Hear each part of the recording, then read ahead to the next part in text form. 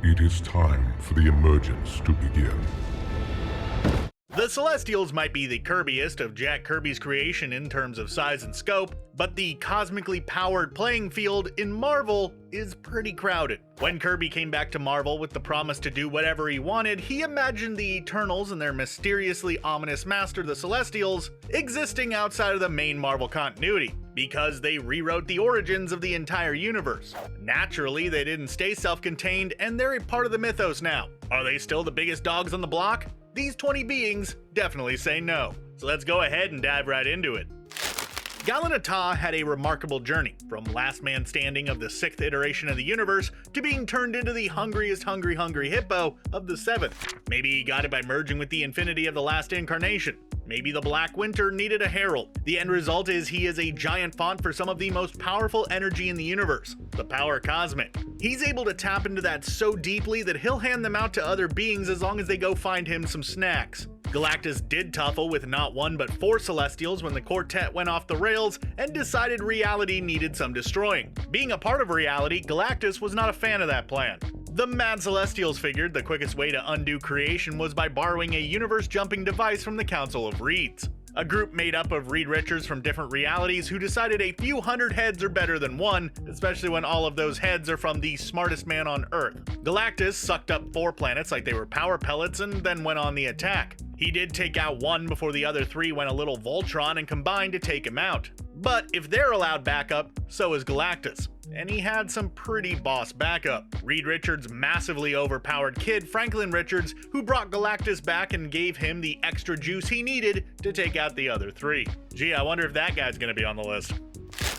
Back in 1985, a being with a very 80s all-white suit and Michael Landon hair came to Earth to see what would happen if he put Earth's copious amount of super beings into a planetary mayonnaise jar and watched them fight. And that's what a rogue Beyonder can do. It turns out the Beyonders were actually a creation of the Celestials, and referred to them as the Omega, meant to help them trim reality when necessary as well as give it a boost. In fact, that's why Earth has so many superheroes and plays such a big role in the Marvel Universe. The first Firmament sent aspirants to the 7th incarnation of the universe, so the Beyonders hit Earth with the Concordance engines, making it a hotbed of power and in the middle of pretty much everything. When they decided it was time for lights out on the 7th incarnation, they went all in.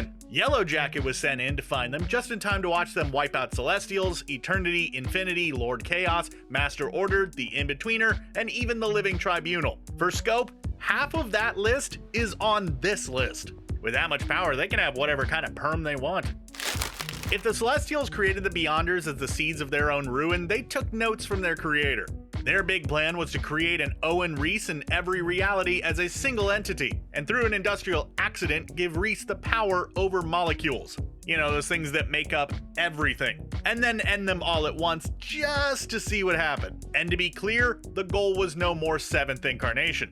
During the original Secret Wars, Owen Reese as the Molecule Man was a dark horse for the bad guy side, but turned out being clutch, even dropping an entire mountain on the heroes. And that's before Dr. Doom removed the mental blocks that kept Molecule Man from knowing the full potential of his power. Doom would spend the next couple of decades variously trying to tap into that Beyonder power through Molecule Man, eventually destroying many of the Beyonders and becoming God Emperor Doom. All it took was some smooth talking and a 2-week-old pocket hamburger, and Owen took his power back. And then he lent it out to Franklin Richards to rebuild the shattered multiverse. It's safe to say that most entities try their best to not end up on Owen's bad side. Once upon a time, there was a group called the Enclave, whose goal was to see if they could create the perfect human at the pinnacle of evolutionary potential. When they did, he took an immediate dislike to them and broke all their stuff, before going and picking a fight with Thor because the being known as him was literally born yesterday. He went into a cocoon and came out under the wing of the High Evolutionary since him, now Warlock, was right up his alley. To up the game even more, he got a hold of the Soul Gem. This pattern more or less kept up repeating for so long until Adam Warlock had a power so long that he'd think that Superman's collection was quaint. He's so powerful that when Thanos makes putting all of the Infinity Stones in the same place and doing no good with them a thing, he gets put in charge of making sure that that doesn't happen. In the end, the only real cap on Adam Warlock's power is his complete and total lack of interest in any of it. Left to his own devices, he's happy to just hang out in Soul World with Gamora and a drunk troll named Pip. On a good day, Warlock has enough of a well of power to deal with pretty much anyone. Add to this his access to the Infinity Stones, and, well, the best the Celestials could hope for is that he gets bored. There are 8 iterations of the universe, and 7 of them are multiverses. In the MCU, we saw that version of reality was being carefully curated by He Who Remains, because he found out that versions of himself from other realities would eventually figure out time travel and travel between dimensions and ultimately muck the whole thing up until it collapsed in on itself. Well, there's one being who exists outside of all of the iterations of the universe whose job it is to maintain parity between the dimensions. The Tribunal uses its 3 faces, equity, necessity, and revenge, to determine if the balance of power threatens to tip the whole of existence and then bring it to an end. To enforce those judgments, the Tribunal has essentially omnipotence, down to even being able to turn off the Infinity Stones. Yes, turn them off. That's a thing that can happen. Even stranger than Stockton, California somehow producing the smartest man on Earth, that smart man Reed Richards went and got himself exposed to cosmic rays, giving him, his wife, brother-in-law, and friend all superpowers. But that apparently wasn't enough, because he also ended up being the father to Franklin Richards, one of the most powerful beings in the universe, capable of creating entirely new realities and shaping the ones he's in. How powerful? Well, as we discussed earlier, he made Galactus his Herald, not the other way around. When Doom siphoned off Beyonder's powers and used Molecule Man to destroy creation and reform it as Battleworld, it was Franklin Richards with Molecule Man who had to restore the multiverse, literally having his pops throw the new universes into place with his stretchy arms. He used the reanimated Galactus to fight Celestials before, but his only drawback, aside from being able to expend all of his power, is not having any idea exactly how powerful he really is. The thing about the counterbalances to power is they often don't work, so you end up using a lot of them. In the Marvel Universe, the Celestials go around making an equal number of Eternals and Deviants and let them sort itself out. A being known as the Fulcrum weighs in on the result and either funnels the power to the Celestials or a species of planet-eating hive creatures called the Horde. They're meant to counterbalance the Celestials' creation powers. They borked that up early by infecting the Celestial progenitor. And then when Zagreb the Aspirant came looking for the progenitor, they infected Zagreb too, creating the Dark Celestial. That guy wound up being defeated by prehistoric Avengers that included Agamotto, Odin, and Iron Fist, the first Black Panther, and the first Ghost Rider, who rode a flaming mammoth. The first host Celestials came to investigate the now 2 missing Celestials and decided to bury them all with the Horde eggs and hope that nothing came from it. Something came of it. The Horde emerged. The Dark Celestial reanimated. It was an entire thing. That is, until 2 unexpected things happened. Cap had assembled a ragtag group of Avengers that included some heavy hitters, and Robbie Reyes' Ghost Rider, the only Ghost Rider whose spirit of vengeance is the soul of a serial killer. After getting a classic Captain America pep talk about his purposes on such a powerful team, he discovered that he can branch out from Dodge Chargers and tractors. He stepped into the infected animated corpse of a Celestial and ghost rides the Celestial's armor, burning the Horde out. Fortunately for the Celestials, they were focused on taking out the Horde. Reyes once again became clutch by focusing the Unimind power that Iron Man had learned from Icarus. Reyes isn't the only Ghost Rider to take his supernatural cosmic. Frank Castle, aka the Punisher, found himself bonded with the Spirit of Vengeance with some space upgrades, turning him into the Cosmic Ghost Rider, eventually defeating Thanos. We haven't seen him take on Celestials, but honestly it wouldn't surprise me if he could take them out as well. In creation's first go, the embodiment of it, the first firmament created aspirants to go out and create life, so the first universe wasn't completely empty. And the Celestials, who wanted to create life that evolved and changed, where the aspirants were perfectly happy creating little believers. Naturally, this meant war. To deal with the powerful Celestials, the aspirants created the Godkiller Armor, which worked like a charm. Afterwards, we stripped for parts to make a space armada, and the suit itself became the ultimate barn find. Tucked in a Dyson sphere, Rigellan Recorder 451 started restoring it. It needed a genetically specific pilot, so 451 gave the offspring of Howard Stark a bit of a nudge. When the time came, though, it was discovered that the kid wasn't Tony, but instead his long-lost brother Arno. Tony would build his own after stowing the original somewhere in time and space, but it wasn't quite as effective as the OG Godkiller Armor. The Godkiller Armor wasn't the only time that someone thought a sweet set of armor would do the trick. When the third host threatened to wipe out humanity, the Skyfathers, Odin, Zeus, and Vishnu, got together and made the Destroyer Armor. While Odin juiced up the armor with every available Asgardian except Thor, the armor only managed to hold its own. But it's actually only limited to the amount of power that various gods decide to imbue it with, though most of the time when it gets used, it winds up being part of Loki's shenanigans.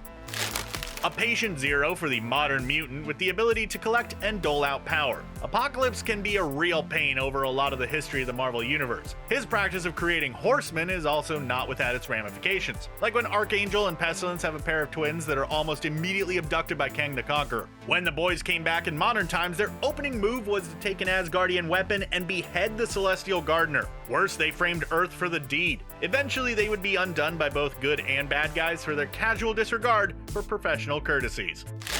Another day, another balance of power in the universe. In this particular case, the Phoenix Force and the Goblin Force. The Phoenix Force operates on the old adage of breaking stuff and then building something on top of it. As one of the forces that was present at the beginning of creation, which turns out was a super crowded place, the Phoenix Force contains all potential life. The Goblin Force is more into the destruction end of things, born with an insatiable hunger that has it devouring entire galaxies. Way to one-up Galactus. At one point, the Goblin Force hitched a ride in the body of a dead Beyonder and upped its own ante. It took Scotty Summers using the Nexus of all realities to stop the Goblin Force, which is really saying something.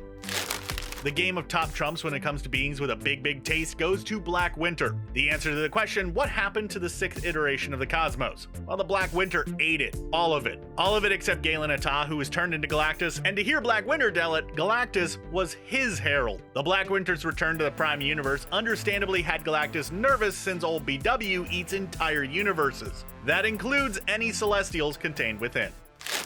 Galactus was so nervous about the return of Black Winter that he went on an eating spree of 5 special planets that were meant to give him the extra juice to meet his old boss. But he wasn't taking any chances, so he also juiced the already powerful Thor with the power cosmic, turning him into Thor, Herald of Thunder. It wasn't enough. Black Winter got the best of Galactus, but finding out that Galactus used to be a herald for Black Winter was about all Thor could stand. So he drained Galactus of his power and, along with his own Thorness, blasted it all back into Black Winter.